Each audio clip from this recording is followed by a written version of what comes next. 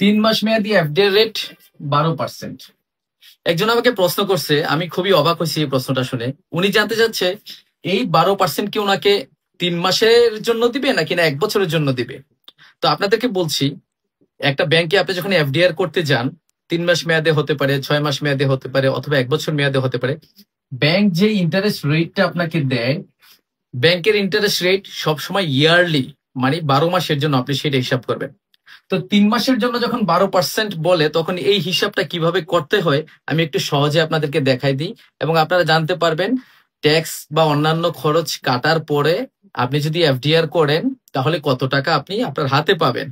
মনে করেন যে আপনি যদি 1 লাখ টাকা এফডিআর করেন, তাহলে আমি এখানে 1 লক্ষ লিখলাম। 1 লাখ টাকা, যত টাকার এফডিআর করেন আপনি তত টাকা লিখবেন। লিখার পরে যত পার্সেন্ট বললো, যেমন 12% হইতে পারে, 10% হইতে পারে, আপনি তত দিয়ে গুণন দিবেন। 12% যেহেতু আমি 12 দিয়ে গুণন দিলাম। আর এই টোটালটাকে আপনি 100 দিয়ে ভাগ দিবেন। এই 100টা হলো ফিক্সড। 100 আসছে এই কারণে যেহেতু পার্সেন্টেজ বলা হয়েছে। পার্সেন্টেজ শব্দের অর্থ হলো প্রতি 100তে কত। তাহলে 100টা ফিক্স থাকবে। যদি 13% হয় এখানে 13 বসাবেন, এরকম ভাবে। তাহলে আমরা যদি একটু হিসাব করি, এখানে দেখেন তো, আমরা নিচে 2 শূন্য আর উপরে 2 শূন্য কেটে দিলাম, তাহলে থাকলো কত 12, আর এখানে থাকলো 1000। তাহলে 1000কে 12 দিয়ে গুণন দিলে কত হচ্ছে 12,000 টাকা।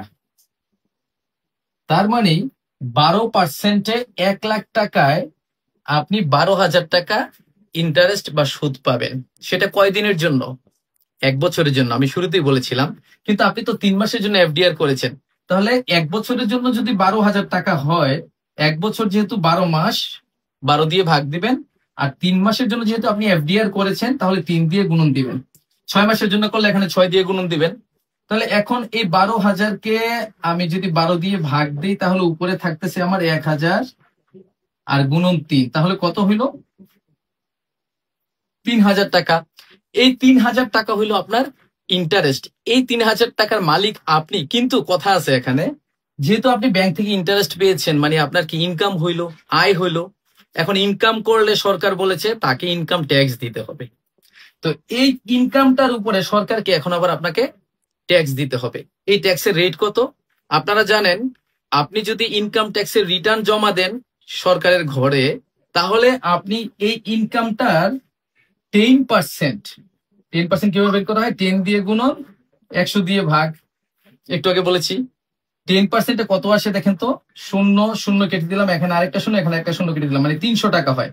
মানে 3,000 টাকা আপনার আয় ছিল, সেখান থেকে ট্যাক্স বাবদ, যেটাকে টিডিএস বলে, ট্যাক্স ডিডাক্টেড এট সোর্স, অথবা উৎসে কর বলে, ট্যাক্স বাবদ 3,000 থেকে আপনি কত 300 টাকা বাদ দিবেন। তাহলে থাকলো কত আপনার কাছে? 3,000 থেকে 300 বাদ দিলে আপনার কাছে আরো থাকতেছে 2,700 টাকা। আপনি নেট প্রফিট, মানে ট্যাক্স কাটার পরে আপনি 2,700 টাকা পাবেন। আর আপনি যদি ট্যাক্স রিটার্ন জমা না দেন সরকারের ঘরে, তাহলে এখানে যে 10% ট্যাক্স হিসাব করছি আমরা, সেটা হবে 15%। আপনারা জানেন 15%-এ যত হয় আপনারা হিসাব করে নিন। এখন আরো একটা ব্যাপার আছে এখানে। আপনি যখন ব্যাংকে একটা অ্যাকাউন্টে টাকা জমা রাখেন, সেই অ্যাকাউন্টের যে ব্যালেন্স, সেই ব্যালেন্সের ভিত্তিতে বছরে একবার সরকারকে আবগারি শুল্ক বা এক্সাইজ ডিউটি দিতে হয়, আপনারা জানেন। এখন 3 মাস পরে যদি আপনি এই এফডিআরটা ভেঙে ফেলেন, না ভেঙে তো আপনি আবার 3 মাসের জন্য রিনিউ করতে পারেন। তো এইভাবে 1 বছরের জন্য একবার আপনাকে এক্সাইজ ডিউটি দিতে হবে, এটা ব্যালেন্সের উপর ভিত্তি করে। এখন আপনি 1 বছর না রেখে যদি একদিনের জন্য টাকা রাখেন ব্যাংকে, তাইলে কিন্তু এক্সাইজ ডিউটি ঠিকই একটা কেটে নেবে। বাট একদিনের জন্য না রেখে আপনি 1 বছর পর্যন্ত রাখলেও একটাই কাটবে। এই বছরটা হিসাব করা হয় ক্যালেন্ডার ইয়ার বেসিসে। জানুয়ারির 1 তারিখ থেকে ডিসেম্বরের 31 তারিখের মধ্যে আপনি যদি ব্যাংকে টাকা জমা রাখেন, তাহলে আপনি যে অ্যাকাউন্টে জমা রাখছেন সেই অ্যাকাউন্টের যে ব্যালেন্স হয় না, সেই ব্যালেন্সটা, সর্বোচ্চ ব্যালেন্স যেদিনই থাকুক না কেন, সেই সর্বোচ্চ ব্যালেন্সের ভিত্তিতে আপনার কাছ থেকে একটা এককালীন টাকা কেটে নেবে। যেমন এটা 1 লাখ টাকা পর্যন্ত ফ্রি, 1 লাখ টাকার বেশি গেলে আপনার 150 টাকা সরকার এক্সাইজ ডিউটি বাবদ কেটে নেয়। নতুন এক্সাইজ ডিউটির রুল আসছে, সেটা ইফেক্টিভ হয়েছে কিনা আমি এখনো জানতে পারিনি।